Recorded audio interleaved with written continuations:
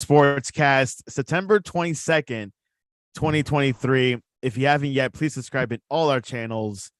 YouTube, Twitter, Twitch, and Apple Podcasts, also Spotify.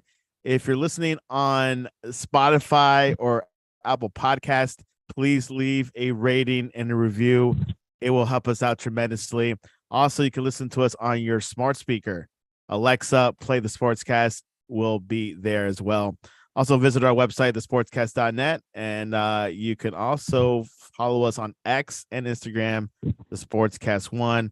You could also download our app, the Sportscast for iOS. The San Francisco 49ers are in a winning streak. They haven't lost since, I believe, since Brock Purdy started. He is undefeated. Last night, it was the same story, defeating the New York Giants 30-12.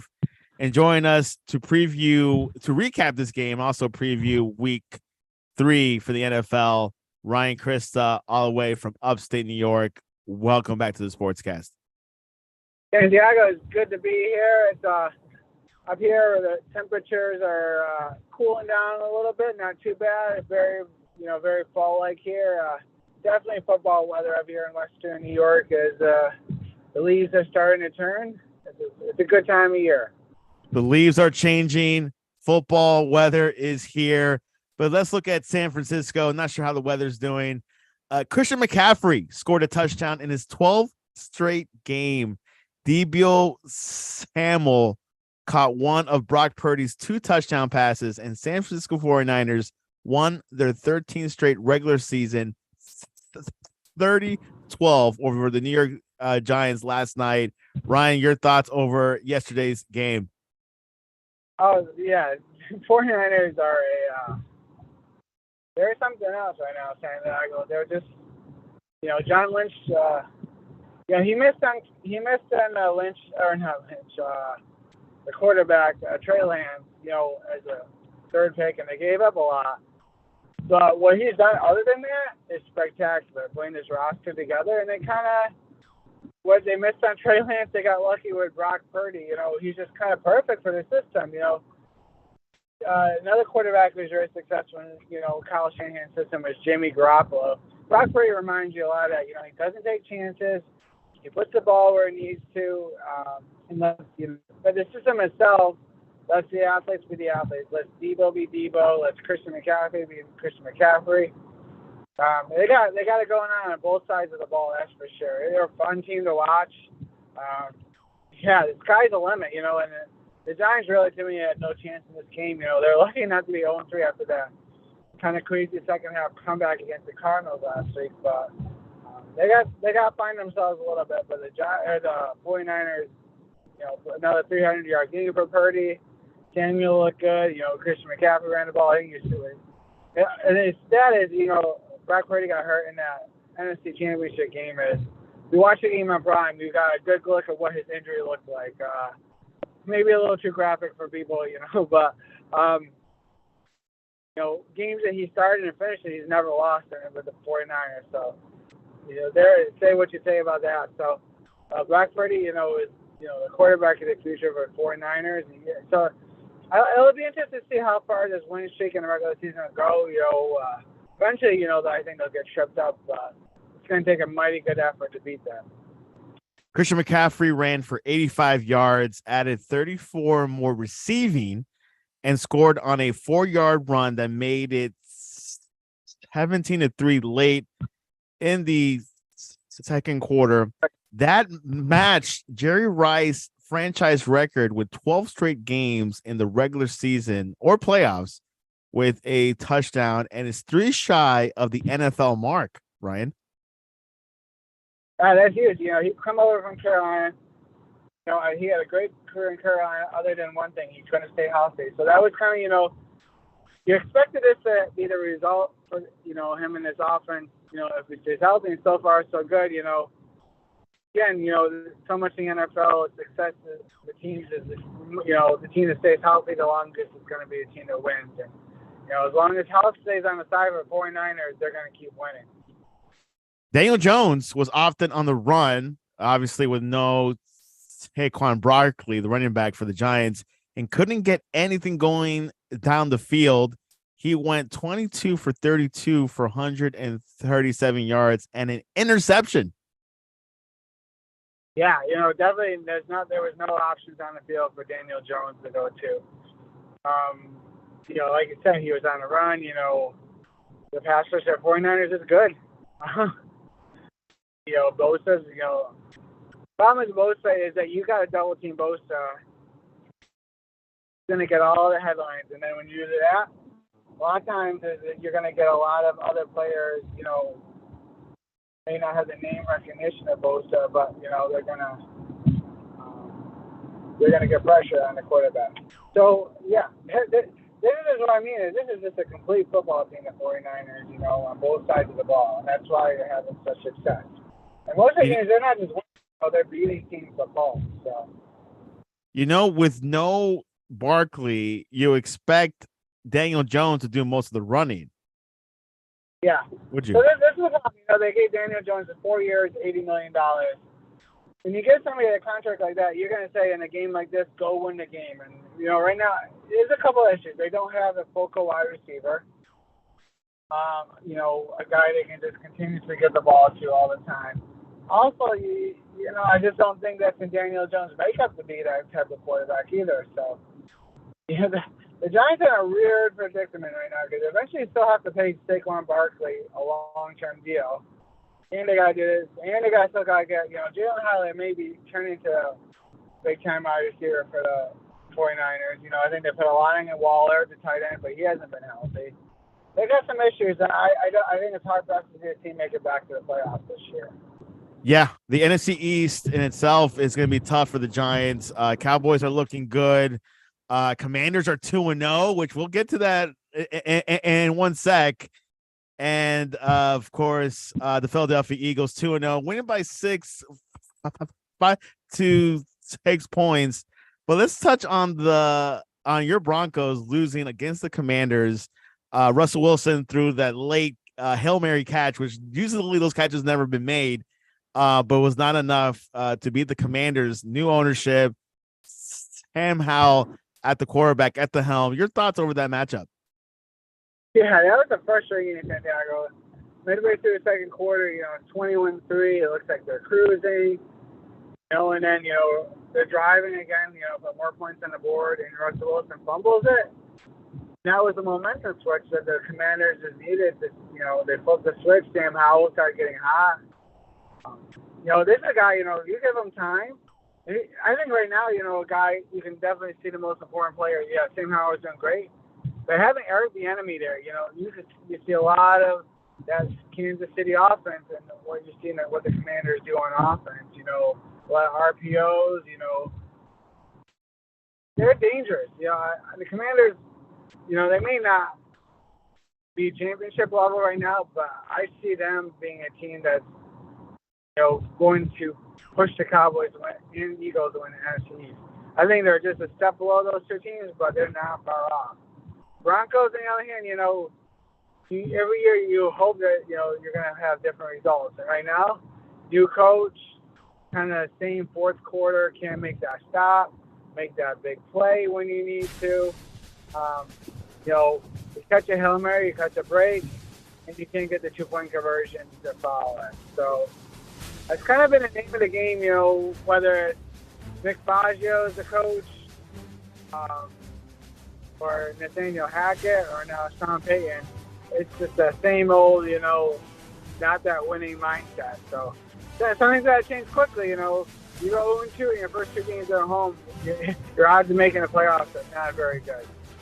Is it true what I've been hearing that Sean Payton has not ruled out to hit out Pro Bowler Russell Wilson, quarterback Russell Wilson? Yeah, I mean, I don't think Russell Wilson's played bad the first 2 games. He's done okay. He just haven't seen that Russell Wilson made magic you saw in, Seattle. So, and there's definitely not. They don't have that play calling chemistry between Wilson and Payton. Yeah. You hope they get it sooner than later, but right now they're just lacking something. They had a little bit going on in the first quarter last week. Marvin Mims, rookie wide receiver from Oklahoma, caught 2 long passes for touchdowns. That's kind of a big bright spot for the Broncos. But yeah, you'll have to hope to find that Russell Wilson that you brought in from Seattle.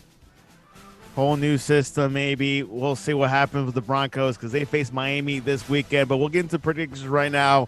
Ryan, anything else before we head into predictions? It's definitely, if you turn into week 3, you start this is kind of where the first couple weeks can kind of be like NEMA, like some, maybe 0-2 that are good teams, like the Cincinnati Bengals. The second straight year they're 0-2. Last year, they come from the Super Bowl, they start 0-2, and since then they turned it on. They're 0-2 right now. They got a huge Monday Night Football game against the Rams, which we'll talk about, I'm sure, here in a little bit. Is that the team? Are they going to turn it on? Or are you going to look at a team like the Falcons that are 2-0, but I don't think are a very good football team overall. So, as you get week 3 and 4, you can kind of see who's real and who's not real. Who's the real deal and who's not the real deal? Speak of the devil, Atlanta Falcons, Desmond Ridder. As Ryan said, they're 2-0. Visiting Detroit. Everyone's picking Detroit to win the Super Bowl. They lost against Seattle last week against Geno Smith. Yes, he's still alive. Who you got in Detroit? Ford Field in a dome, something that Atlanta is very familiar with. Yeah, it's an interesting game. So you got 1-1 Detroit with him. Week 1, they're kind of darlings. They beat the Chiefs. Then they come home and, they go to overtime and lose to the Seahawks. So, again, this is a game where you're going to see who's real and who's not real. I think the Lions are real, even though they're 1-1, and the Falcons are 2-0. I don't think are as good as the record. So I'm going to say that the Lions, with Jared Goff continuing to put up big numbers, will get the victory. Jared Goff goes 2-1. Atlanta goes 2-1. The Chargers are 0-2. Unbelievable. Losing against Tennessee and Miami versus Minnesota. Unpredictable. What's going to happen in Minnesota at that beautiful Viking Stadium? Yeah, this is an interesting game because you got 2 teams that have high expectations, but both are 0-2. It's a must-win for one of them. Yeah, somebody's got to win this game. Then the team that goes 0-3 is going to be feeling a lot of heat come Monday morning. The Chargers do fall 0-3. That hot key for Brandon Staley is going to be very hot. This is a team Ryan, are you a Brandon Staley fan? No one in the sportscast is. We're looking for someone who is. No. Is Ryan that person? No, I don't think anybody is. The guy, I like him for the fact that I don't really like the Chargers, and he's, he makes a lot of crazy decisions, 4th downs, unpredictable, not really sound decision making you want from the head coach. And I think that's why you see the team, consistently lose close.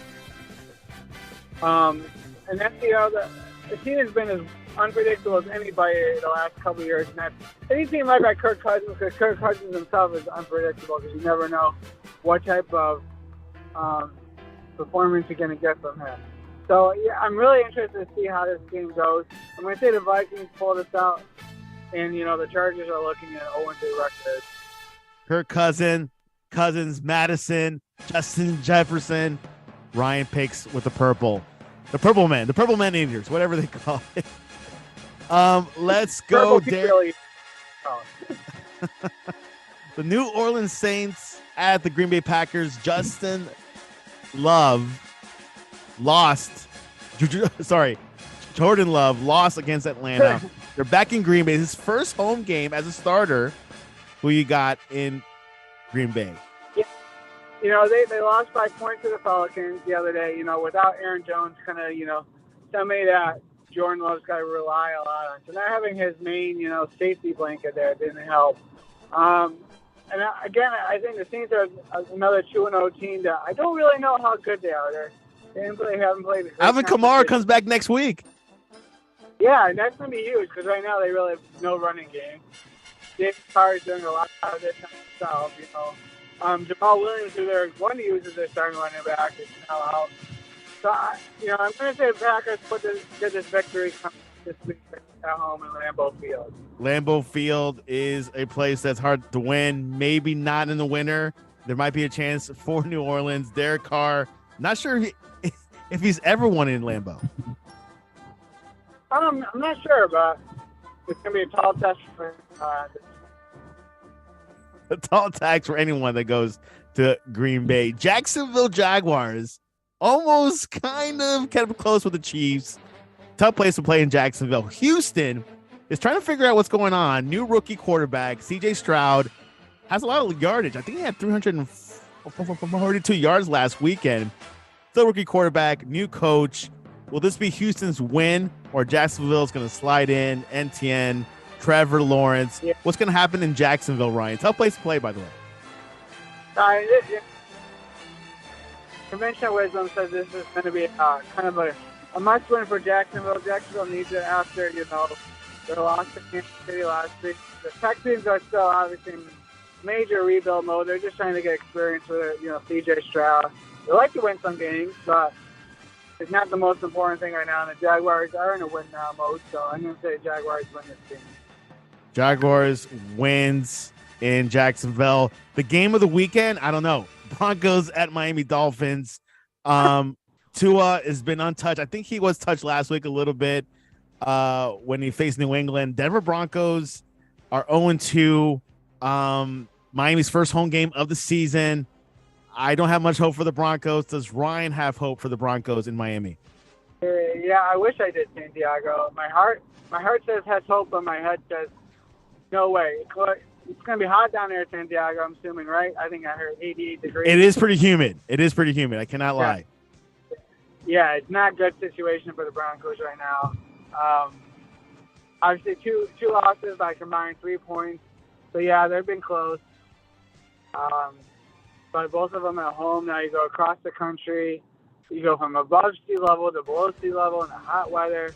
It's not a good situation. Tua and company, got it going. Like I said, I think, we talked before the season. As long as they can keep Tua upright, this team is going to cause a lot of trouble in this AFC. But as long as, that Miami isn't looking too far ahead to clash next week up in Orchard Park against Buffalo, I think the Dolphins win this game. It's not a must win, but win is a good thing before they fly up to Buffalo. Tough place to play. Tennessee Titans, who had a tremendous game a week ago. They're 1-1, but to beat the Chargers, and they're playing against Cleveland Browns, which Deshaun Watson is not having an okay season. He's still starting, and he's 1-1. Still more, we got to see more of him and more games. But who you got? This is going to be a good matchup, by the way. Yeah, this is a unique matchup. You got two teams that don't, I got Cleveland came out gangbusters against Cincinnati. Played a pretty good game against Pittsburgh, but Deshaun Watson fumbles. TJ Watt picks up the ball, scores a winning touchdown. Yeah, you hit the nail on the head, though. Deshaun Watson, ever since he's been in Cleveland, has not lived up to the expectations. That huge contract they gave him. Ryan, when you don't play for a year, you notice it. Oh, absolutely. Yeah, exactly. He's probably still trying to get that rust off. Now it's going to be harder. Now you lose your best offensive weapon, and it's tough for the rest of the year. I know they bring back Kareem Hunt, but there's a reason why Kareem Hunt was available right now, so we'll see what kind of, if the Browns can get it going offensively, I think they'll be okay against really an okay football. They're not great offensively, they rely a lot on Derrick Henry, they're not explosive. And their defense is above average. So, you kind of get what you get with the Titans. They're not going to hurt themselves. You got to go beat them. Where's D-Hop? Yeah, he's doing okay. He's not the D-Hop I think that we're used to. Going up and against his former teammate. Yeah. If Deshaun Watson can find some sort of chemistry with Amari Cooper, this is a game to get it going, and I think the Browns win this game. The Browns win. By the way, they got Kareem Hunt. Yeah. Kareem Hunt, but like I said, the reason why Kareem Hunt was available at this point, is a free agent. So, he's got, what helps Kareem Hunt is that he's got experience with the Browns. He knows the organization, knows the coaching staff. So that transition should be okay.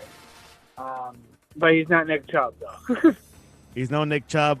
Buffalo versus the Washington Commanders. These Washington games have been a little bit fuller than usual for some reason. Buffalo is 1-1. Washington's 2-0. This Washington team is special, but this could be a good measurement of where Washington's at. And you can say the same for Buffalo. What's going to happen in Landover, Maryland? Well, I think what you got to really watch out is Mother Nature. We got this hurricane, tropical, whatever you want to call it. Post-tropical storm. Yeah, a lot of rain is going to be coming through, this area, that area of the country. Whether it's during the game or not, I think the field conditions aren't going to be great. So how is it both teams going to react to that? It's going to be really the key to this game. I think, talent-wise, Buffalo's got, more talent than Washington. So with that alone, I'm going to say they're going to win the game, but I would not be surprised if Washington wins, and goes to 3-0. But my pick is going to be Buffalo. Ryan, if Washington beats Buffalo, goes 3-0, what would you make of this team? They might be for real. Like I said, this is a make or break. They beat the Broncos, they're 0-2. They beat the Cardinals, they're 0-2. So this is, like I said, this is kind of week. Who are you? Are you real or you're not real? I could easily see Buffalo just going in there and plummeting Washington and sending them back to earth. Or like I said, this is one of those games where I have a hard time really putting my finger on what's going to happen. But it's definitely a showcase. Yeah, it's definitely a game for to line up everybody's season's trajectory. Where are you going to go? Where you're going to go. The Josh Harris, Eric Bieniemy effect is in test this weekend. The Indianapolis Colts, still no JT, no Jonathan Taylor. At Baltimore Ravens, they do not have Odell Beckham, OBJ. Baltimore's looking okay. They're 2-0. Indianapolis with Anthony Richardson. I think he's not going to play this weekend. I think he's out. What's going to happen in Baltimore? Tough place to play as well. Yeah, again, another game that's going to be probably affected by weather with that same storm. Get your ponchos. Yeah, exactly. I think Baltimore wins this game. No Anthony Richardson. I don't know. He's at that point of career. I don't know if that's a hindrance or not. Because you got Gardner Minshew, who's got experience running an NFL offense, especially the Philadelphia offense. Good game manager. Yeah. So he's not going to hurt you. He was nearly perfect last weekend in relief. But the Ravens are a good team. They're coming out of the vengeance. They ended the year pretty poorly last year. So, I think they continue to go 3-0 with a win over the Colts. Good, comfortable lead for Baltimore. Let's go into AFC East matchup. Maybe the two worst teams in the AFC East, or the bottom of the AFC East. New England Patriots at the Jets. First time Bill Belichick is 0-2 with the Patriots since 2001. That was his second year as a Patriots coach. Jets with no Aaron Rodgers. They got Zach Wilson. A good defense. What's going to happen there? Yeah. Again, another hard game to kind of put your finger on. Patriots put up a really good effort against the Dolphins Sunday night. Short. They had that same kind of effort, and I think they beat the Jets. Jets, they looked a little lifeless Sunday against the Cowboys. It was a fluke. The Cowboys are not the real deal. Yeah. They might be, but just in Jets terms, it seemed like they had lost a lot of their mojo. They had obviously losing Aaron Rodgers. Can Zach Wilson doesn't have to play great. You just gotta, be able to keep in motion, get the ball to Garrett Wilson consistently. They got running back help. This is going to be a low-scoring, knock-it-out, physical football game. And I think the Jets get it done, though. I think the Jets will go 2-1 in that. Where's Breece Hall? Where's Zeke Elliott? Yeah. Where's Dalvin Cook? There we go. Let's go out west. Carolina with no Bryce Young. It's Andy, the Red Rifle, Alton against Seattle, Hot Geno Smith. What's going to happen? I think Metcalf is playing. What's going to happen in Seattle? Yeah, I think that Seattle gets it done. Carolina, kind of like Houston, is just kind of, especially without playing with their young quarterback, it's going to be tough. Seattle played really well last week in Detroit. If they can keep up that success, Smith was really good. I think they get this victory against the Panthers. Quite easy. Nothing to think about. This week, Justin Fields was complaining to his Chicago Bears coaching staff that he's been overcoached. And then he apologized. No, I know. I mean, I would never blame the coaches for this. No, this is on me. It's my responsibility. The Chiefs are trying to figure out the wide receiver situation. They still got to trust on Kelsey, who's apparently healthy, but I think he's not as what he used to be. Chicago visits Kansas City in Arrowhead. What's going to happen? I hear when you go into the stadium, you smell the barbecue in the air. I'm sure. And this week, I think they'll be barbecuing some Bears, I think, That sounds good, too, by the way. Yeah. This is a game, I think the Chiefs obviously 1-1. They lost that close one to the Lions. And then the last week, the defense kind of bailed them out. Patrick Mahomes is not himself right now. Doesn't have that connection with any of the wide receivers yet. And like you said, Travis Kelce coming off an injury. It's more of a red zone player right now until he gets fully healthy, in there to catch touchdowns. So, but, you're going against the Bears team that's really in a bad spot right now. A big loss against the Chiefs could really send the season out. And then really kind of second guess, if Justin Fields is the right guy to be leading this team. He was great in college. He was great in college. He put up some good numbers last year, last couple of years. This year they're not winning and he's not putting up good numbers. So I'm not sure what to make out of him. All right. We're having barbecue Bears this weekend, Ryan and I. Let's go to Arizona, Dallas Cowboys. They're saying that they're the real deal, but they just beat the Giants and the Jets, two New York teams. This time they're not playing a New York team this weekend. They got Arizona, who has James Conner. You probably remember him. He's doing well. Dallas Cowboys has lost Trevon Diggs. Not sure if that's going to be a big factor in Ryan's prediction, but what's going to happen in Glendale, Arizona? Well, it's not going to be a factor in my decision to pick the Cowboys this week, but I will factor in, the viability of the Cowboys going long term, But, so, the Cardinals are unofficially tanking right now. But they almost beat the Giants. The Cardinals are in a most weird situation. They brought in a new coach. I don't think the coach really loves Kyler Murray, but they just pay Kyler Murray a lot of money.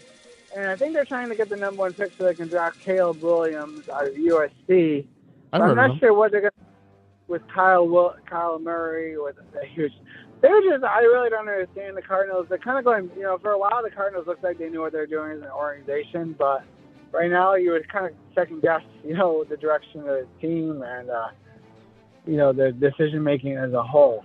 But going ahead to this game, I think the Cowboys get the 3-0 quite easily. Cowboys go 3-0. They might get the win, and they might get the World Cup final because the FIFA president was at the Cowboys Stadium last week. There we go. Very well. And LA might be pulling out completely because they're not getting in. They're not getting enough revenue shares during the World Cup. So, anyways, Sunday Night Football, Pittsburgh Steelers visit Garoppolo, Jimmy G. That's what they call him. Pittsburgh are 1-1, which is not bad. Las Vegas is 1-1. They went to Buffalo and they pretty much couldn't beat the Buffalo Bills. What's going to happen in Las Vegas in that beautiful field in Las LV?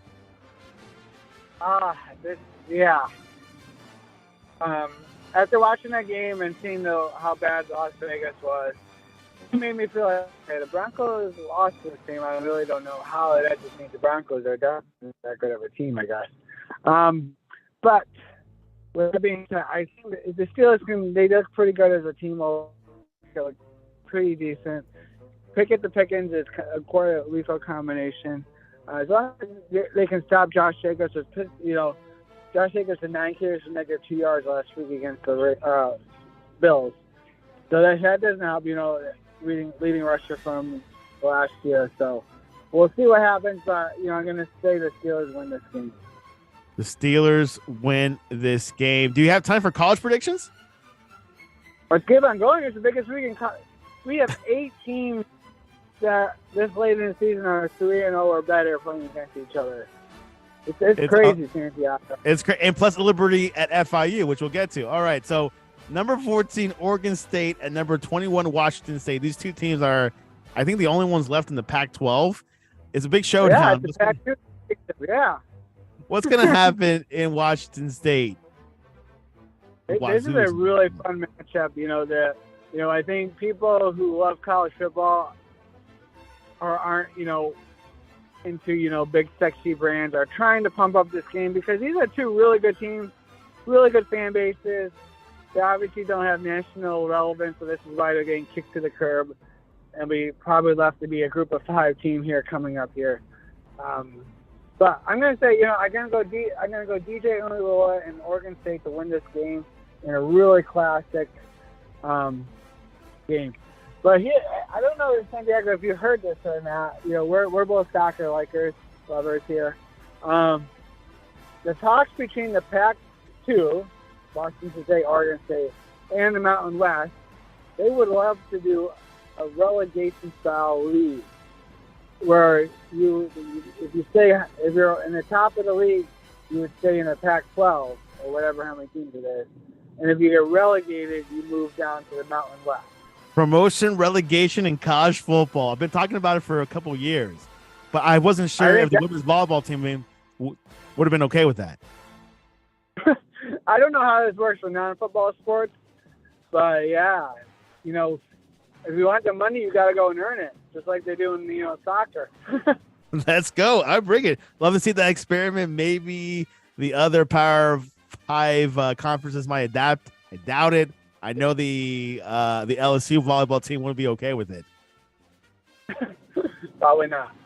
Okay, so let's go. For some reason, Colorado's getting tons of TV ratings. I have no idea what it is. They haven't won a national championship in years. Number 19, Colorado versus number 10, Oregon Ducks. What's going to happen in that matchup? Well, Santiago, I just put on my sunglasses and my hat to give you this interview. You can't see it, but are you allowed to do that? Depends. If I'm in the office with my dad, then no. It's pretty old school. Maybe I'm more of a Jay Novell guy. No pun intended. Santiago, I was up at 2 a.m. last Saturday night. It's must-see TV to watch Coach Prime and his Buffaloes. Yeah, but, this is where the fun kind of ends, I think, Santiago. Travis Hunt, one of the best athletes in college football, obviously is unavailable after the hit last week. Shiloh Sanders, this is going to be, I've heard this a couple of ways. I kind of agree this. This is going to be an old school, I think, Big 12, Pac-12 shootout. I think, 50 to 30, something around there, or Oregon. It's got too much offense, too much firepower. Probably can't be stopped. There's a lot of depth I see for Colorado, especially in the defensive side of the ball, and I think it's going to show up here in the next couple weeks against Oregon and USC. So I definitely think, while there are a lot of people will be watching, I don't think they'll have great success this week. So I think the attack of the quack gets his victory. Ryan says the fun stops in Autzen Stadium. Let's go into Pennsylvania. Number 24, Iowa Hawkeyes versus number 7, Penn State Nittany Lions. That's going to be a big turnout. What's going to happen there? Yeah, it's a whiteout. It's a big deal. It's a fun game. I got the joy of going to Penn State last year for the first time. What a cool place to watch a football game. Literally in the middle of a cornfield, you got a 90,000-seat stadium. Old school, Big Ten, knock 'em, sock 'em, rock 'em. That's what Iowa will hope for 4 quarters. I don't think they have enough firepower. Drew Alter is the man of Penn State. I think he gets just enough offense. I think Penn State wins by, comfortably by 2 touchdowns, but it definitely will be a must-see watch environment, at least TV-wise. Another high-rated, high-ranking 2 teams. Number 6, Ohio State, and then the number 9, Notre Dame. The Fighting Irish, great Midwest kind of ish match. What's going to happen there? Yeah, I don't know. I've been thinking about this game a lot. Offensive firepower, I think, favors Ohio State. Defensively, though, Notre Dame's got some, quality players. I think they'll be able to slow them down enough.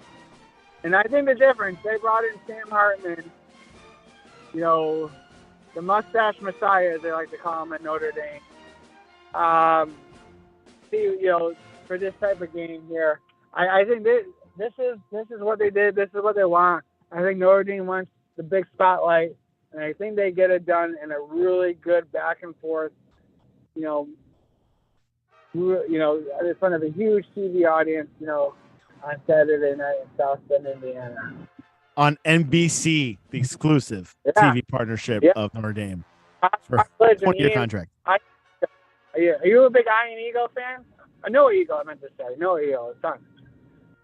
No, what's that? Yeah. Noah Eagle is the son of Iron Eagle. Oh, that's right. That's right. He's the one that does the Nickelodeon NFL games. Yeah, 25 years old, and he's doing prime time, games. He's future is bright for this young star. Another game of the weekend, Liberty University at Florida International University. Liberty goes deep in the South. I'll be going to that game. What's going to happen there? Well, Santiago, Liberty coming off a huge victory at UB 55-27, where Caden Salter threw for 5 touchdowns, ran for another. Was tough, but this is a good team. Florida International's on a 3-game winning streak. They played in week 0 in Ruston, Louisiana, against Louisiana Tech. Threw for 4 yards. That's right, I said 4 yards. Got boat race. They've come back. Found their identity. Went up to Storrs, Connecticut. Got a victory last week against Jim Moore and the Huskies. I definitely gonna say Liberty wins. I think it'll be a very close game, though. So I'll be entertained while I'm there. I hope so. You might be the difference, Santiago. Wear red, be loud. I might be different. There was a discussion on the top 25 rundown, which you can watch every Wednesday at 10:30 p.m. Eastern. They say Liberty is probably the best team in Virginia. JMU might be coming close to them. Your thoughts on that? Yeah, this is one of the biggest rivalries of teams that never play each other. JMU and Liberty. If you go on Twitter or X now, formerly Twitter, you'll see a lot of back and forth between Liberty and JMU fans. Because basically you got Virginia Tech and Virginia are both way down. So you really, to me, it's 1A, 1B. I don't know.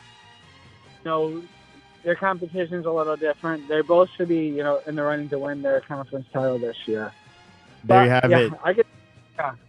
It's funny. My first away game that I went to see Liberty was JMU back in 03. Yeah, you were a freshman, Santiago. I remember that. That was a big deal. That was up in. Yeah. What's the name of the town they're at? Harrisonburg, Virginia. Harrisonburg. Harrisonburg. That's right. It's slightly bigger than Lynchburg, I believe. Yeah, it's a lot like Lynchburg, and in the mountains. To me, whenever I go to Liberty or anywhere in Virginia, I have to pass through that town, so I get a glimpse of it. Well, you have it. Poll question. We have a trivia question first. Pittsburgh TJ Watt, who's playing this weekend, Sunday Night Football, has the highest sack per game average in NFL history at 0.92. Question is, who ranks number 2 at 0.88 sacks per game? Hint, he's also an active player. He's what? He is also an active player. So who's after TJ Watt with the most sack per game average? Nick Bosa? No. My mom. I will give you a whole nother chance. It's not Joey Bosa? Nope. Miles Garrett. Oh, really? That's a good question. That is okay. 0.88. And All right, here's another poll question. Your favorite type of ice cream cone? The options are cake, waffle, wafer, or sugar cone. Oh, waffle. Yeah. Waffle. Santiago's already in the books tonight. We are getting waffle cones for dinner. A big Krista family tradition. You know, so any day we get an excuse to have ice cream for dinner, and when it's National Ice Cream Cone Day, why not, right? I was going to mention ice cream cone day. You already knew that before I came along. All right. Yeah, it involves ice cream. My family, my wife, and my son, we are all over it. We ate a lot of ice cream this summer. Yeah. And you lost, what, 50 pounds? You deserve an ice cream. Really, I lost just stay in shape. Stay in shape, just like all these other athletes. Ryan, what is the best way to reach you online if people want to know that you put sprinkles on ice cream? Oh, yeah, gotta go rainbow sprinkles, you know. Or you call it Jimmy's or you call it sprinkles? Sprinkles, yeah. Okay. Santiago, how was Messi Mania the other night? Messi Mania, I went to the match on Wednesday night. He only played for 37 minutes. That was good for me. As long as I saw it, I can tell everyone I went to a Messi match. Yeah, that's quite the yeah. Hopefully next year I'll track him down. Hopefully, we'll see. Yeah, I mean, I don't know if that Rochester soccer team plays in the U.S. Open, but Inter Miami does sometimes. Yeah, no, it'll probably have to be either Toronto, or the other MLS. I'm in driving distance to a lot of MLS teams, Yeah, you got you got Montreal, you got Toronto, and you could say the Red Bulls or NYCFC. Yeah, they're not too. Nothing's like ridiculously close. The Toronto is probably the closest I've been there. When they're good, it's a really fun environment, right on the Lake Ontario. So literally, I know this is really close. So Toronto is literally probably 60 miles from my house right now, but it takes over 3.5 hours because we gotta go around the lake. Unbelievable! How far are you from Niagara Falls? About an hour and 15, hour and 20 minutes. And change. So we always laugh whenever you watch a Bills game during when they're coming out of a commercial break. No doubt, every time they will show Niagara Falls. Niagara Falls from the Bills Stadium. So Niagara Falls is north of Buffalo, northeast of Buffalo. Orchard Park, New York, which is a suburb of Buffalo, is well southwest of Buffalo. So you're talking about 45, 50 minutes, and they act like this right next door to the It's right next door. And I'm surprised they're not going to build the stadium right next to Niagara Falls. Yeah, so yeah. Where's the new stadium going to be? In Orchard Park, or is it going to be somewhere else? It's going to be right in the parking lot next door. Yeah. That stadium looks nice. That is and they have these giant buffalo statues. I can't wait to see it. Yeah, well, you'll have to come up. We'll have to do a sports exchange. I'll go to Miami, and you can come to Buffalo. Hey, I'm willing to do that. Buffalo tickets are pretty cheap, pretty accessible. Oh, but I have to go in September. I don't want to go in December. All right, sounds good. Ryan, what is the best way to reach you? What is your X handle? Mad Dog Report. I just want to give a shout out to my mother-in-law, who is going to be inducted tomorrow into the Adirondack High School Hall of Fame for winning the state championship. So that's where I'll be tomorrow. Very tough Hall of Fame to get into, I hear. Yeah, it might be, yeah. By the way, do you think Eli Manning will get first ballot for the Hall of Fame? No, not first ballot. He'll get in the Hall of Fame eventually. Yeah, we're all doing like a bunch of poll here in the Sportscast, internal poll. And Victor says yes. Brian says no. Byron says no. I have not asked Alan West. It might be no as well. But what was that? course Victor's going to say yes. He's a Giants fan. Anyways, you can reach us at thesportscast.net or the Sportscast1 on X and on Instagram. I heard someone called X plus Twitter Twix. Someone called Twix. I think that's a good combination if you get mixed up. Yeah. The Sportscast1. Follow us along. We'll be live tweeting this weekend, college football and NFL. Both exciting, both good leagues, both different levels of football, but it's definitely going to be worth it. And of course, week 3, as Ryan said, week 3, week 4 is when you really know the who's the real deal, who's really going to glide through. Not saying they're going to win the Super Bowl, but which team is good enough. I'm just saying that. Yeah, you're right on that, Santiago. Well, Ryan, that's all she wrote. Thanks for coming on to the Sportscast. Thanks for having me, and God bless everybody. And this was your update.